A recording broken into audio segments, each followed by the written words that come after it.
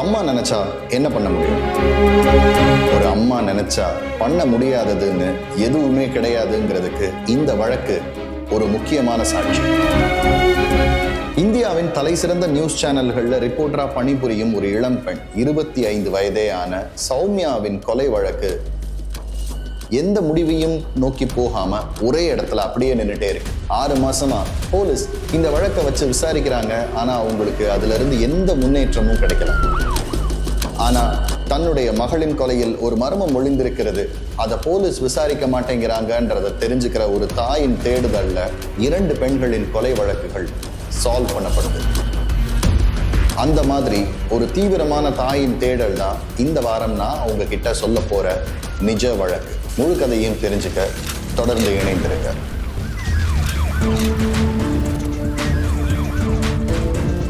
2008ஆம் ஆண்டு செப்டம்பர் மாதம் 30ஆம் தேதி விடியற் காலையிலேயே டெல்லியின் தெற்கு பகுதியில் இருக்கக்கூடிய வசந்த் விஹார் போலீஸ் ஸ்டேஷன் பரபரப்பா இருந்தது. அதற்கு காரணம் நெல்சன் மண்டேலா மார்க் அப்படிங்கிற முக்கியமான பகுதியில ஒரு கார் நிலை தடுமாறி டிவைடர் மேல மோதி உள்ள ஒரு இளம் பெண் மரணம் அடைந்திருக்கிறாங்கன்றது.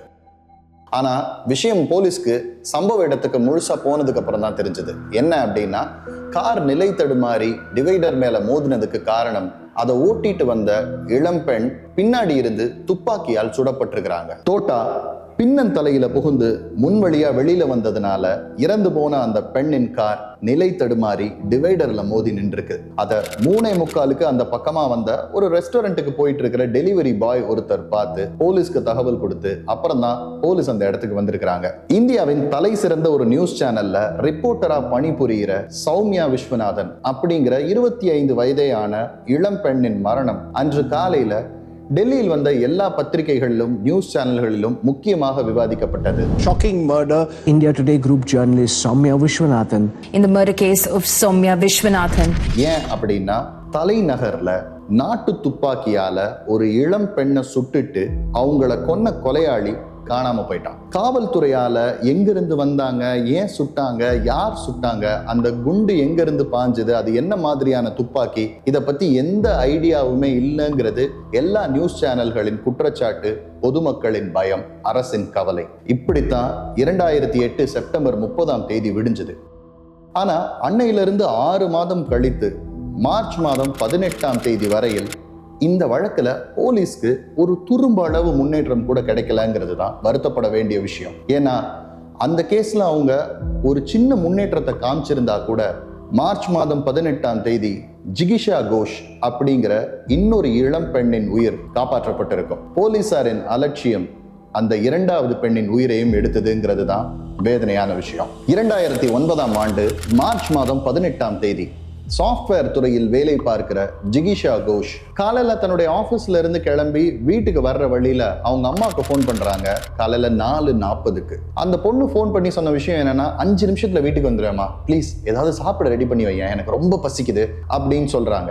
சரி நீ வா, நான் ஏதாவது ரெடி பண்ணி வைக்கிறேன் அப்படின்னு சொல்ற அந்த பெண்ணினுடைய அம்மா காலையில 5:30 மணி வரைக்கும் அவளுக்காக வெயிட் பண்றாங்க.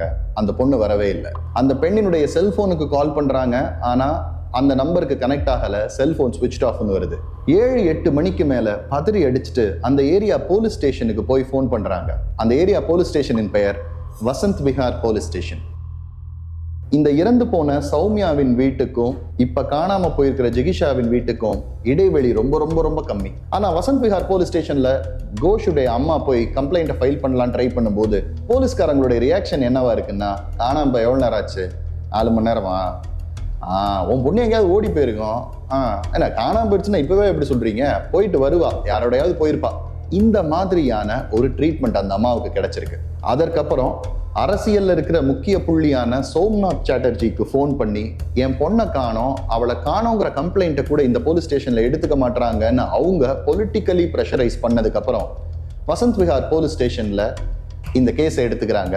இதே வசந்த் விஹார் போலீஸ் ஸ்டேஷன்ல தான் சௌமியா விஸ்வநாதனுடைய கொலை வழக்கும் எந்த முடிவும் இல்லாம தேக்கத்திலேயே இருந்ததுங்கிறது குறிப்பிடத்தக்க விஷயம். வசந்த் விஹார் போலீஸ் ஸ்டேஷன்ல ஜிகிஷா கோஷை காணோங்கிற கம்ப்ளைண்ட்டை எடுத்துக்கிட்டாலும் அதற்கு ஏற்ப அவங்க எந்த நடவடிக்கையும் எடுக்கலங்கிறத ஜிகிஷா கோஷினுடைய அம்மா பார்த்துட்டே இருக்காங்க. ஜிகிஷா கோஷினுடைய அம்மா தரப்புல இருந்து தான் பொண்ணை பத்தி விசாரிக்க ஆரம்பிக்கும் போது அவளுடைய ஆபீஸ்ல இருந்து என்ன சொல்றாங்கன்னா 4:40க்கு நாங்க அவளுக்கு போன் பண்ணும்போது வீட்டுக்கு கீழே தாமா நின்னா அவ, ஆனா மேல போனா நெட்வொர்க் கிடைக்காதுங்கிற காரணத்தினால கீழே இருந்து ப்ராடக்ட்ல இருக்கிற ஒரு பிரச்சனைக்கு அவ ஆன்சர் பண்ணிட்டு இருந்தா, இங்க இருக்கிற டீமோட போன்ல பேசிட்டு இருந்தான்னு சொல்றாங்க. அந்த போன் கால் சுமார் 4 நிமிஷம் இருந்திருக்கு. 4:44 வரைக்கும் வீட்டுக்கு கீழே இருந்த ஜிகிஷா வீட்டுக்கு வராம எங்க போனா அப்படிங்கிற கேள்விதான் அவளுடைய பெற்றோருடைய கேள்வியா இருந்திருக்கு. அங்க இருந்து அவங்க ஒரு தேடுதலை ஆரம்பிச்சிருக்கிறாங்க.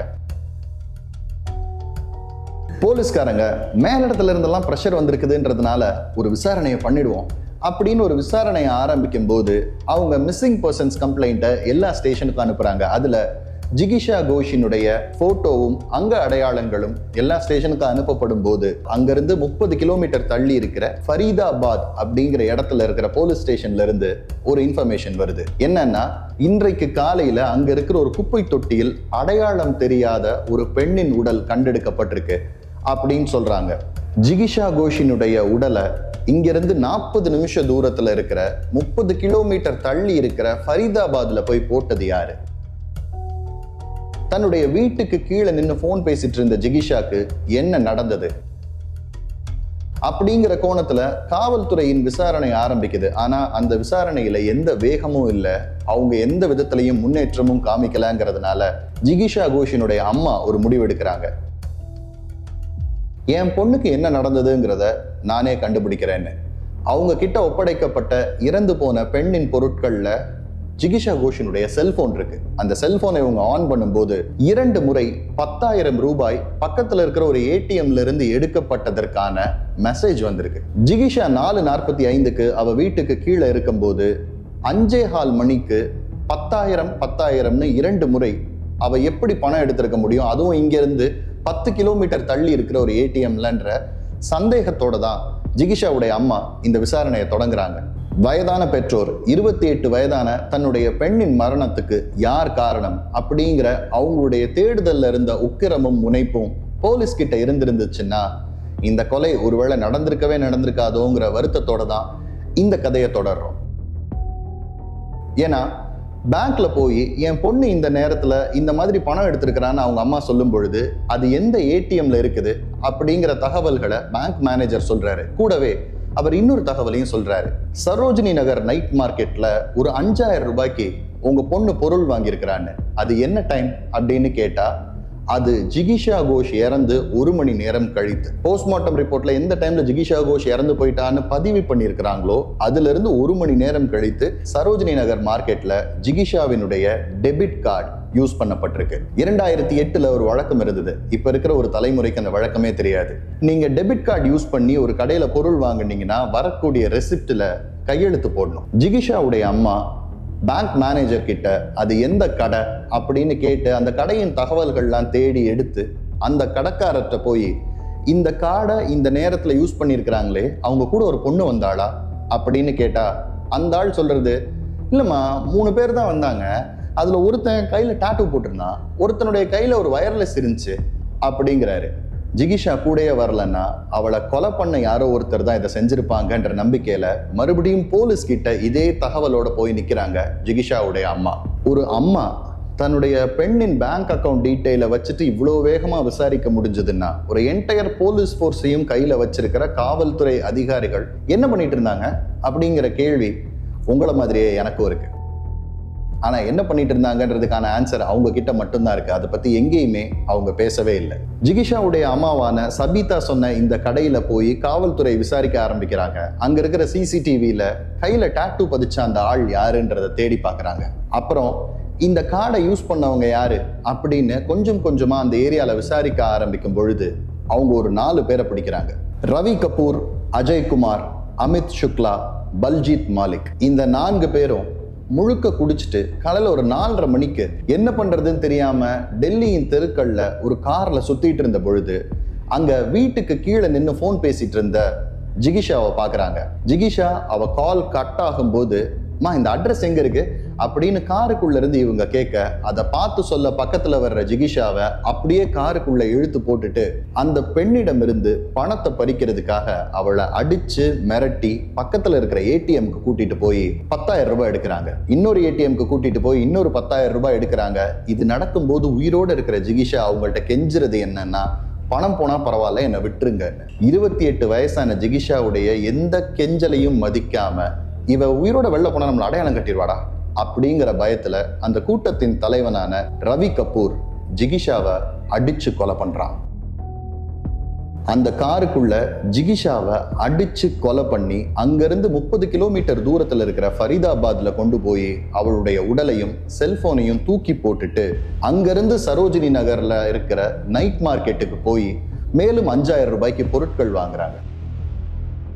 ஏன்டா இதை பண்ணீங்க அப்படின்ற கேள்விக்கு, பணம் தேவையா இருந்துச்சு சார், ஒரு பொண்ணு தனியா நின்று இருந்துச்சு அதான், அப்படிங்கிற அளவுல தான் அவர்களுடைய பதில் இருந்திருக்கு. இவர்களை முறைப்படி போலீசார் அடிச்சு விசாரிக்கும் போது, உங்களுக்கு இந்த தைரியம் எங்க இருந்து வந்ததுன்ற கேள்வி கேட்கும் போது அவங்க சொன்ன ஒரே பதில், 6 மாசத்துக்கு முன்னாடி இந்த மாதிரி தான் சார் ஒரு ரிப்போர்ட்டரை ஷூட் பண்ணோம், அப்ப போலீஸ் யாருமே எங்களை பிடிக்கல, அதே மாதிரி தான் இந்த தடவையும் யாரும் எங்களை பிடிக்க மாட்டாங்கன்னு நினைச்சோம் சார் அப்படின்னு சொல்லியிருக்கிறாங்க. 2 வழக்குமே வசந்த விஹார் போலீஸ் ஸ்டேஷன்ல தான் நடந்திருக்கு. 6 மாதங்களுக்கு முன்னாடி நடந்த அந்த வழக்குல போலீஸ்காரங்களால எந்த முன்னேற்றத்தையும் எடுக்கவே முடியல. இந்த வழக்குல மட்டும் எப்படி பிடிக்க முடிஞ்சது அப்படின்னா, இந்த 2 கேஸ்க்கு நடுவில் இருந்த ஒரே ஒரு வித்தியாசம், ஜிகிஷா கோஷினுடைய அம்மா சபிதா கோஷினுடைய தேடல். ஒரே ஒரு அம்மா can make an entire world of difference to the entire world அப்படின்னு சொல்லுவாங்க. ஒரு அம்மா நினைச்சா இந்த உலகத்தையே மாத்துவான்னு. அப்படி மாத்தி காமிச்ச ஒரு அம்மா தான் சபிதா கோஷ். ஆனா சபிதா கோஷை பாராட்டுற அதே நேரத்துல இந்த வழக்கு ஏன் இவ்வளவு தூரம் வந்தது அப்படிங்கிற நம்மளுடைய கேள்விக்கு காவல்துறையின் அலட்சியமும் மெத்தன போக்கும் ஒரு காரணம்னு மறுக்கவே முடியாது. இந்த வழக்கை விசாரிச்ச ஸ்பெஷல் கோர்ட் இவர்கள்ல 2 பேருக்கு தூக்கு தண்டனை கொடுக்குது. அதாவது ரவி கபூருக்கும் அஜய்குமாருக்கும் தூக்கு தண்டனை கொடுக்குது. ஆனா இவர்கள் மேல்முறையீட்டுக்கு போகும்பொழுது அந்த தூக்கு தண்டனைங்கிறது ஆயுள் தண்டனையா குறைக்கப்படுது. ஆயுள் தண்டனையில இருக்கிற இந்த 4 கைதிகளும் இப்ப திஹார் ஜெயில இருக்காங்க.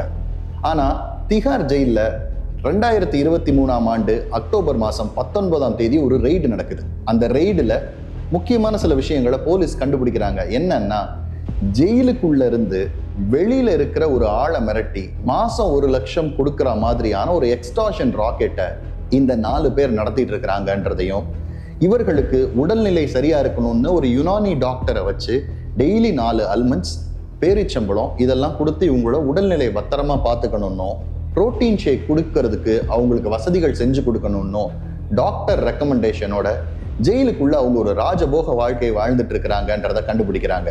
அதே நேரம் இந்த 4 பேர் ரொம்ப பாவப்பட்டவங்க, அதனால இவங்களை ரிலீஸ் பண்ணணும்னு சுப்ரீம் கோர்ட்ல ஒரு வழக்கு நடந்துட்டே இருக்கு. சபிதா கோஷ் இப்ப 64 வயதானவர்கள். இந்த வழக்கின் விசாரணையை என்னால இதுக்கு மேல தொடர முடியாது, என் பொண்ணு இறந்ததுக்கு அப்புறம் நாங்க நொய்டாக்கு போயிட்டோம், என்னால இதுக்கு மேல அந்த ஊர்ல இருக்க முடியலன்னு சொல்றாங்க.